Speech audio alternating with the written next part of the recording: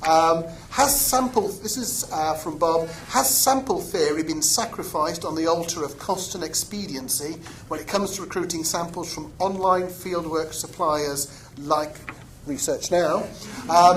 Does it matter that online research sample? This is from Martin. Does it matter that online research samples are often not representative of the universe being targeted? So we'll start with Johnny and then we'll come to client side.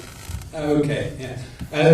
As a traditional researcher, back in the days when we used to round robins and look at sample frames and all these types of things and set up the interviews to go to specific places, with the online research panel, you do very similar types of things. There is a lot of theory behind it, and the sampling is not just completely random. A lot of these surveys nowadays are quoted and they are targeted to certain groups.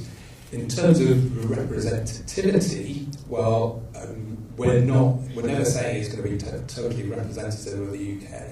There are specific segments that aren't covered, and that's particularly older people. That's the major one nowadays. First of all, when we started, we couldn't get Ds and Es, but certainly nowadays, if you think of anybody with kids, you've got to get online, you've got to be online. So a lot of those Ds and Es have now joined the panel. I'd say the difficulty nowadays is still that older population. But as time goes on, the people who work at the moment and are coming up to retirement are online and they're very used to it. So it's just a matter of time that it will become quite representative. I have to say, though, also as a traditional researcher, any research was never representative. We never, ever, got that fabulous cross-section of people, and that's why stats comes in to help us with weighting and all these types of things. So it never happened. I mean, I would never, even if I wasn't a market researcher, I would never answer the phone in the middle of a quite interesting TV program to talk about surveys. So who are those people who do that type of thing? Who are the people who stop on the streets? Is there a skew there as well? So, I mean, I think anything new comes along, we still inherit some of the old issues that are there. Always people kind of forget that because you always did it that way.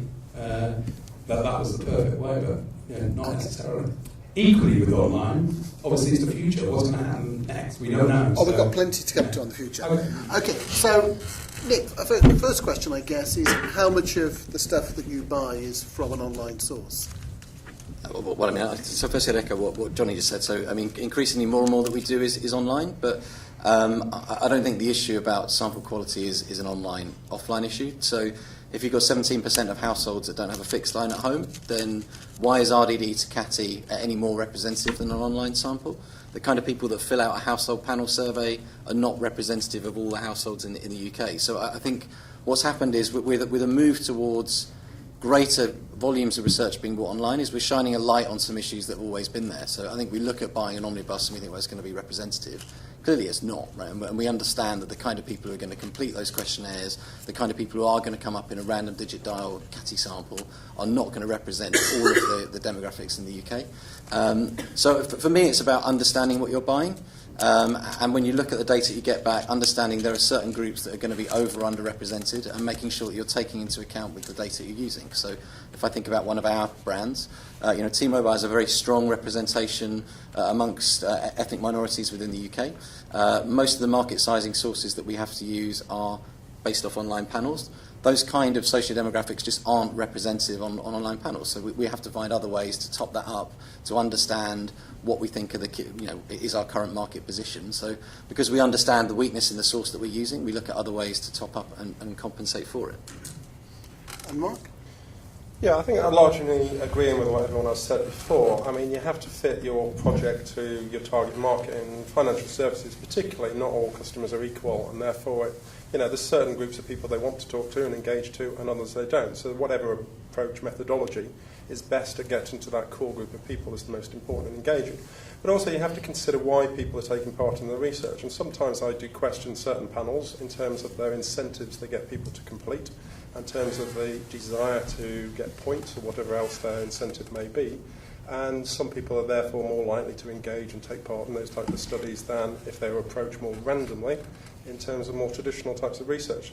So I think it's pretty much, what you're trying to achieve and who your target market is. I mean, if you're looking for particularly, let's say, L&G, where its demographics are typically elder types of customers, there's certain types of approaches, as you would say, using a panel wouldn't be as appropriate as they would be when I was working for Sky, for example. It's got a much more broader cross-section of the population. Okay, so we're going to move on from the old-fashioned world of online. Sorry. Get a repulse. Yes. But only if you shout and make a fuss like you just did. Can we have a microphone, possibly, Andrew? Yes, sir. There you go. Hi.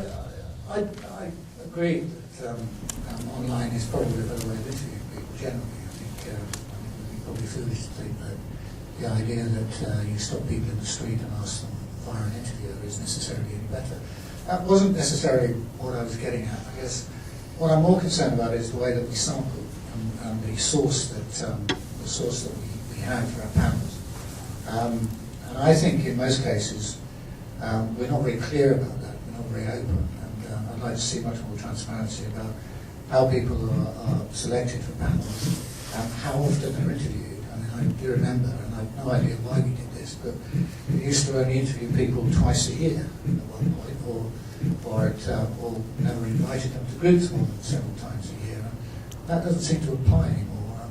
I've got some panels that appear like a virus on my computer, so goodness knows how many times those people get interviewed. The general point I'm making is really, do we take care in understanding where the people we recruit as samples to panels, where they come from, and do we take care about how often, and therefore how representative they are in terms of how often we interview them? A couple of quick thoughts. The second one is from Jeff Hunter, who is head of research at General Mills and speaks around the world quite a lot. The first one is that there are a lot of people on panels now doing 100 plus surveys a year, which means they see more questionnaires than most researchers, which is why sometimes in the open end you get things like, I didn't think the piping was very good. And so we just need to be aware that the world is moving forward. But when Jeff was asked to describe... Move forward or move backwards? The world doesn't move backwards.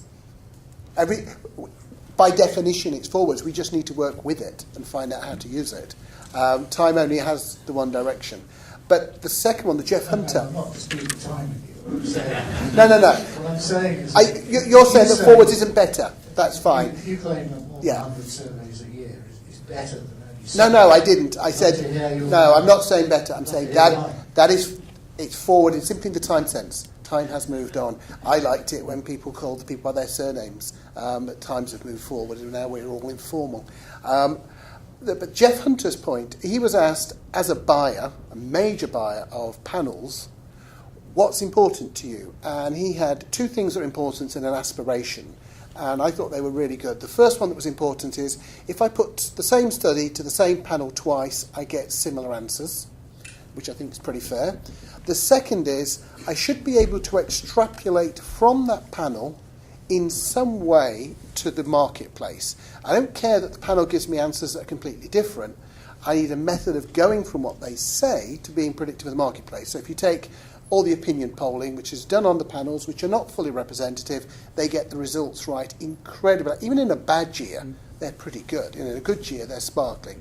So there needs to be a method of going from what the panels tell us to what the market does.